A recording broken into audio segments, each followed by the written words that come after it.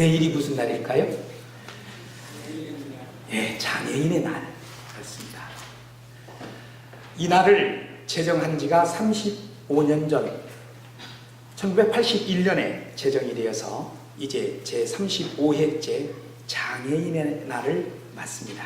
그래서 그 이후로 우리 한국교회 전체는 우리 예수님께서 우리 모든 인생의 장애 같은 인생들을 고쳐주려고 이 세상에 오신 그 주님의 기쁘신 말씀을 따라서 우리 한국교회 모두는 이 4월 20일 전주일을 장애인 주일로 지키고 있습니다.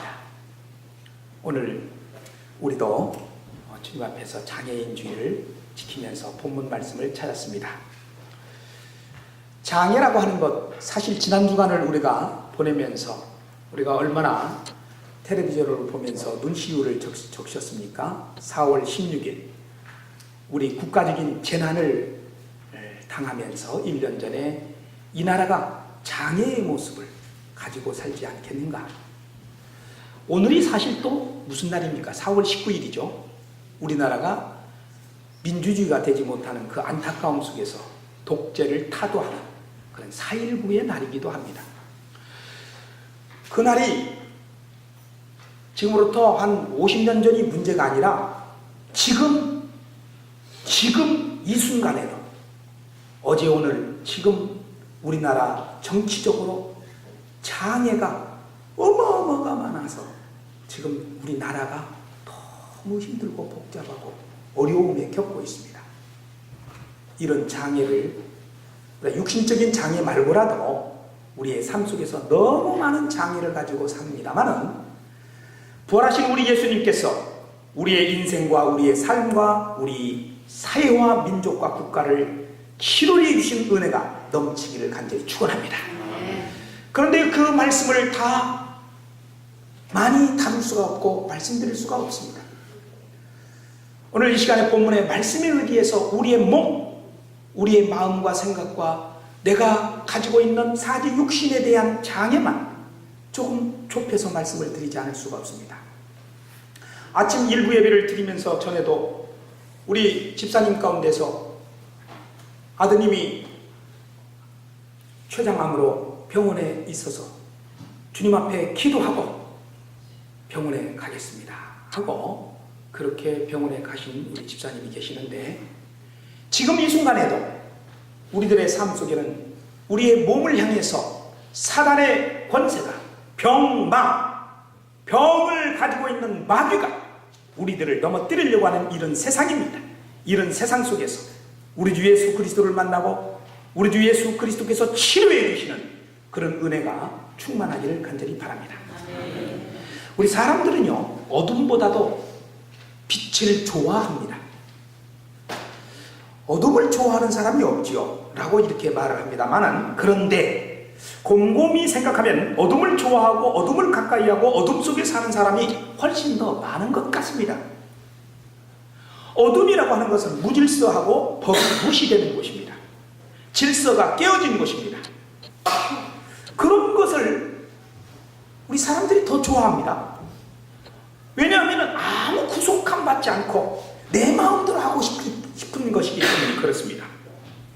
그런데 내 마음대로 그냥 무질서한 그렇게 살다가 그 끝은 탈이 나게 마련입니다. 몸의 질서가 깨어지면 병이 생깁니다. 사회의 질서가 깨어지면 폭력이 난무합니다. 여러분들 가만히 한번 생각해 보십시다. 질서를 지키는 게 편합니까? 질서를 안 지키는 게 편합니까? 아주 이 우동생 같은 우리 사람들은 질서를 지키는 것이 편하지 않습니까? 라고 이렇게 말할 겁니다만은 그런데 사실 곰곰이 생각하면 질서를 안 지키는 것이 편합니다.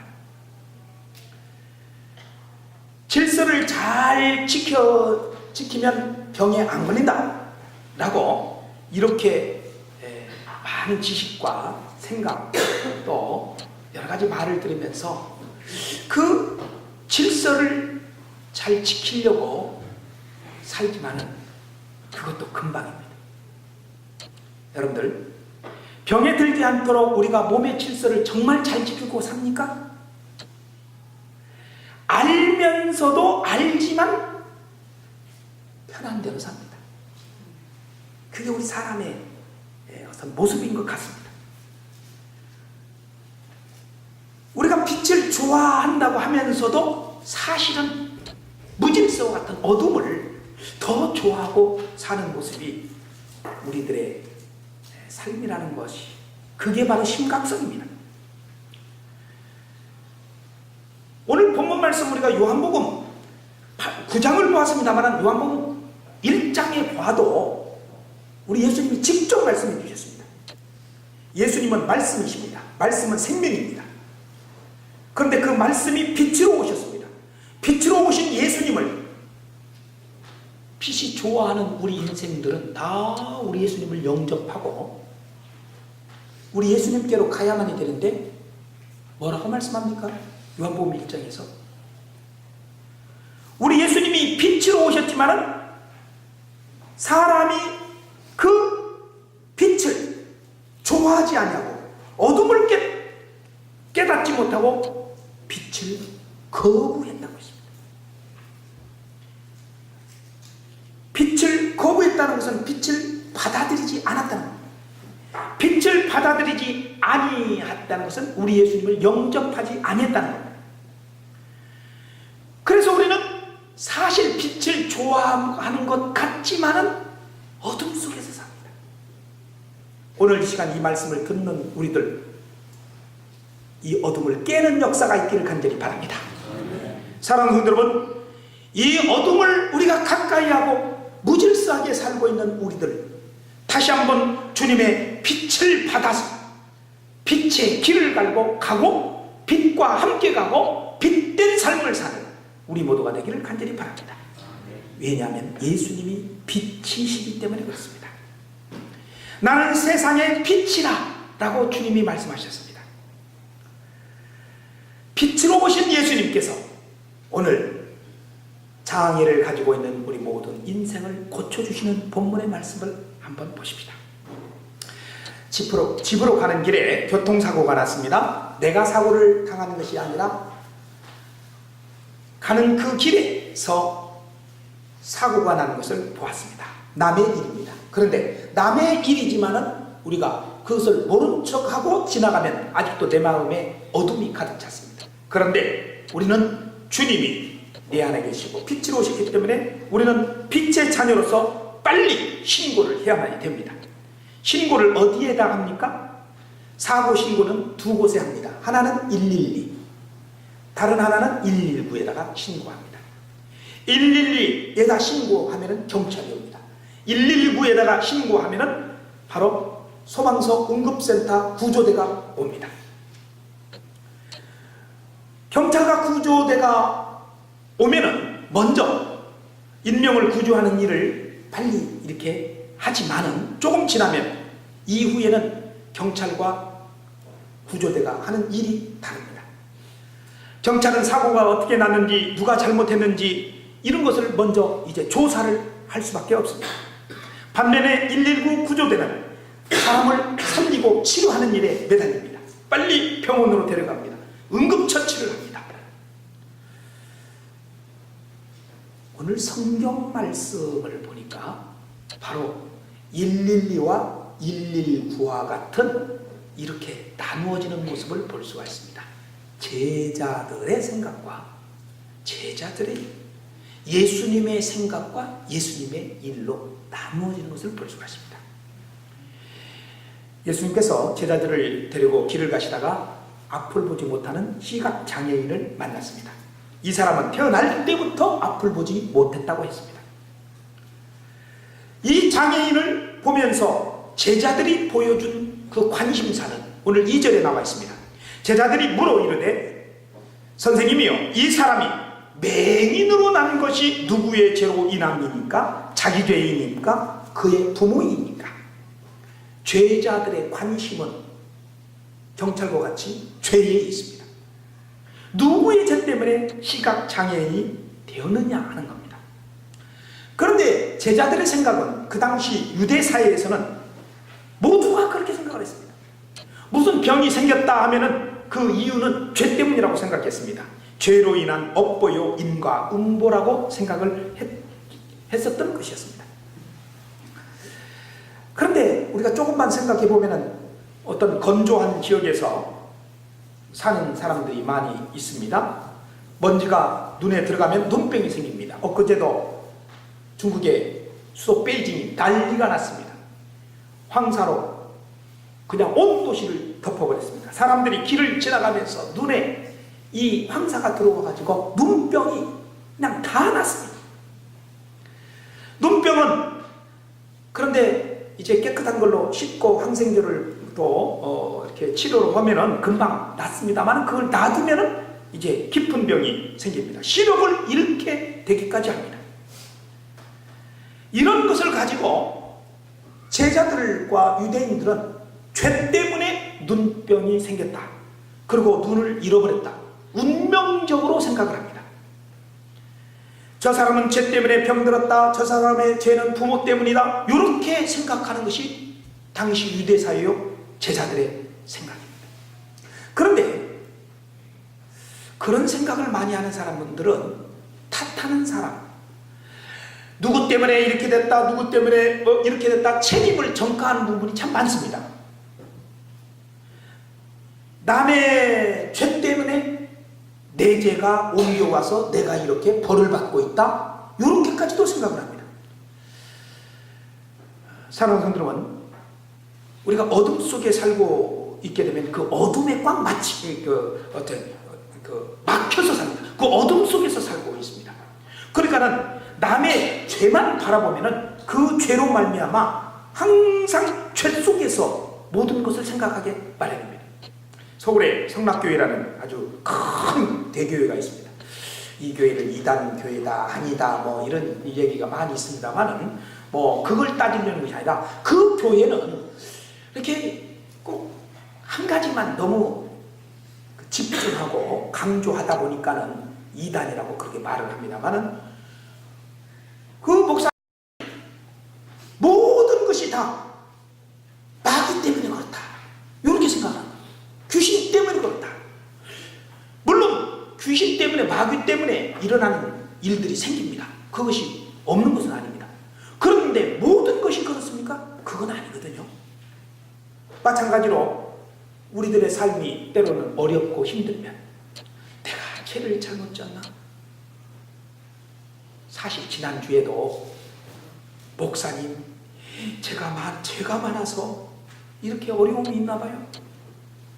지금 여기 앉아 계신 분 중에서도 어느 집사님이 저한테 그렇게 문자가 왔어요. 목사님 죄송해요. 그렇지 않으니까는 걱정하지 마시고 마음 푹 놓으시고 우리 예수님이 빛으로 이 시간도 비춰주시는 은혜를 충만히 받는 우리 집사님 되시기를 간절히 축원합니다. 그 집사님만 말고 우리들도 마찬가지예요. 사랑하는 성도 여러분, 지금 예수님은 제자들이 보는 것과 다르게 보고 있습니다. 오늘 예수님께서 3절에 뭐라고 말씀하십니까? 예수께서 대답하시되 이 사람이나 그 부모의 죄로 인한 것이 아니라 그에게서 하나님이 하시는 일을 나타내고자 하십니다. 예수님의 관심은 운명론적으로 아니면 그 사람의 죄 쪽으로 아니면 그 부모의 죄가 있어서 그런 것을 우리 주님은 보시지 않습니다. 예수님은 이러한 어둠을 치료해서 활기찬 생명으로 활동으로 그렇게 만들려고 하시는 것이 예수님의 관심인 줄로 믿습니다. 이게 바로 하나님이 하시는 일입니다. 하나님이 하시는 일을 이 사람에게서 나타나게 하려 하십니다. 예수님이 그렇게 말씀하십니다. 하나님이 하시는 일은 어두운 세상에 빛을 비춰주시는 것이 우리 하나님이 하시는 일인 줄로 믿습니다. 하나님이 하시는 일은 온 세상이 대낮같이 환해서 모든 인생이 맑고 깨끗해서 하나님 보시기에 좋은 그런 인생과 온 세상이 되게 하시려고 하시는 하나님의 일, 그게 하나님의 역사인 줄로 믿습니다. 참으로 이 세상, 무가치한 세상을 치료해서 가치가 있는 세상으로 변화시키고 절망과 낙심과 때로는 죽고 싶은 그러한 생활 속에서도 우리 하나님이 하시는 일은 우리 인생이 활기차고 아름다운 생명으로 다시 새롭게 되기를 원하시는 우리 하나님 생각, 그래서 하나님께서 지금도 우리 주 예수 그리스도를 통해서 일하시는 줄로 믿습니다. 우리 하나님은 창조적이고 생산적인 것에 관심을 가지시는 분이 우리 하나님이십니다. 우리 하나님 아버지의 마음이 바로 이런 마음입니다. 지금도 어떤 인생일지라도 우리 하나님이 지금도 보시면서 그 인생, 어둠의 인생을 밝은 인생으로 만들어 주시려고 하시는 분이 우리 하나님이신 줄로 믿습니다. 우리가 잘 알고 있는 레나 마리아, 아무리 이 이야기를 1년 후나 2년 후나 또다시 얘기하고 싶은 참 귀한 분인데, 제가 몇 년 전에도 이야기했습니다. 태어날 때부터 팔이 없었습니다. 양쪽 어깨에 작은 돌기가 전부였습니다. 오른쪽 다리는 정상이지만 왼쪽 다리는 오른쪽에 반밖에 되지 않은데 그 왼발조차 정강이에 그렇게 닿을 정도로, 그리고 몹시 휘어져 있는 그런 딸 아이를 부모가 가졌습니다. 두 팔이 없습니다. 왼 다리도, 왼쪽 다리도 그냥 정상이 아니었습니다. 오직 오른다리 하나 온전하게 생겨서 태어났습니다. 그러나 그 부모님은 이 레나 마리아, 이 어린 딸의 장애를 감추려고 하지 않았습니다. 세상 사람들한테 보여줬고, 또 이 딸이 커가면서 누구한테도 이 장애를 보여주면서 살게끔 하였습니다. 그러면서 이런 말을 해줬습니다. 너의 존재 가치는 외모에 있지 아니하고 내면에 있는 것이다. 너의 내면 속에 들어있는 하나님의 형상, 하나님의 마음을 가지고 사는 너의 내면이 중요한 것이다. 레나 마리아는 친구들한테 때로는 어렸을 적에는 놀림을 받았으면서도 저렇게 있지 않았습니다. 부끄러워하지 않았습니다. 발로 쓴 내 인생의 악보라는 그 책의 마지막에 이렇게 썼습니다. 나와 내 장애에 대한 우리 부모님의 여유로운 태도는 말로 다할 수 없는 소중한 의미를 주었다. 나의 부모님은 나에게 무엇과도 바꿀 수 없는 든든한 존재였고, 성공이나 실패를 두려워하지 않는 용기를 주셨다. 더구나 나를 격려하셨지만 항상 내 장애를 중요시 여기지 않으셨다. 그리고 내가 언제나 인생을 밝게 볼 수 있었던 가장 큰 이유는 하나님이셨다. 나의 신앙은 내 생활의 가장 중요한 부분이며, 크리스찬으로서 내가 어떤 인간이고 또 어떤 모습을 하고 있든지 하나님 앞에서 가치가 있다고 하는 사실을 알았다. 레나 마리아, 이 부모는 장애인 아이를 보면서 운명적으로 보지 아니하고 이 아이를 통해서 하나님께서 하시는 일이 있을 것이다, 하나님이 하시는 일이 무엇일까를 생각하면서 이 아이를 훌륭하게 키웠습니다. 레나 마리아는 세계 장애자 수영 선수권대회에서 금메달을 땄고 전 세계를 다니면서 복음을 전하는 가스펠 가수로 활동을 했습니다. 우리나라에 왔을 적에 저도 가서 보았습니다. 직접 천사의 노랫소리를 들었습니다. 이 발로 쓴 내 인생의 악보라는 책을 읽으면서 제 안에서 솟구쳐 오르는 감정이 지금도 남아 있습니다. 사랑하는 성도 여러분, 우리 하나님이 하시는 일은 어둠의 인생을 밝게 하시는 빛의 인생으로 살도록 하시는 일을 우리 하나님이 지금도 하시는 줄로 믿습니다. 절망에 매여서는 안 됩니다. 밝은 빛 가운데서 우리가 살아가야만 됩니다. 예수님은 하나님의 일을 하시는데, 오늘 본문 말씀에서 이 나면서부터 시각장애인, 보지 못하는 이 장애인을 향하여 예수님이 땅에 침을 뱉어서 진흙을 이겨서 그리고 눈에 발라주십니다. 오늘 6절 7절 말씀입니다. 땅에 침을 뱉어 진흙을 이겨 그의 눈에 바르시고 이르시되 실로암에 가서 씻으라 하시니 실로암은 번역하면 보냄을 받았다는 뜻이라. 이에 가서 씻고 밝은 눈으로 왔다. 예수님은 어둠 속에 살고 있는 이 시각장애인, 눈먼 장애인을 치료해 주셨습니다. 어둠을 치료하시는 방법이 꼭 하나님께서 태초에 세상을 만드시는 방법하고 좀 비슷한 모습이 있습니다. 창세기 우리가 1장, 2장 말씀을 보면은 하나님께서 창조 사역을 하셨는데 그 창조 사역 가운데서 간단하게 두 가지를 볼 수가 있는데, 하나는요, 말씀으로 창조 사역을 하십니다. 그리고 두 번째로는 구체적으로 하십니다. 창세기 1장에서는 하나님께서 말씀으로 창조하십니다. 그런데 창세기 2장에서는 우리 사람을 만드실 적에 흙으로 만드시고 직접 하나님께서 빚으셔서 만드셨습니다. 사람 흙으로. 그리고서 그 안에 무엇을 넣어주셨어요? 생기를 넣어주셨어요. 창조사에게 하나는 말씀으로, 다른 하나는 바로 구체적으로 흙을 빚어서, 예수님께서도 이 눈먼 시각장애인을 고쳐주시는데, 하나는 우리 주님이 이 시각장애인의 눈을 진흙으로 발라주시면서 말씀하십니다.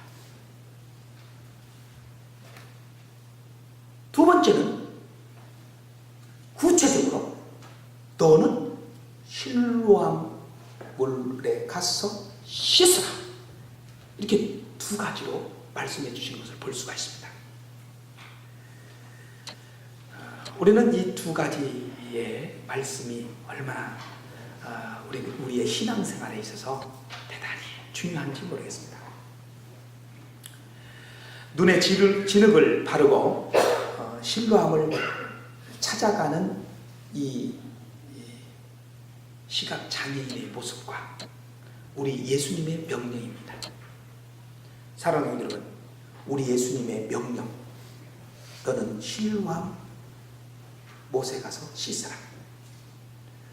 주님은 지금도 우리에게 가까이 오셔서 이렇게 말씀하시면서 우리를 빛으로 인도하시고 치료해 주시려고 하시는 분이 우리 예수님이신 줄로 믿습니다. 그런데 실로암 못에 가는 자는 누구입니까? 시각장애인입니다.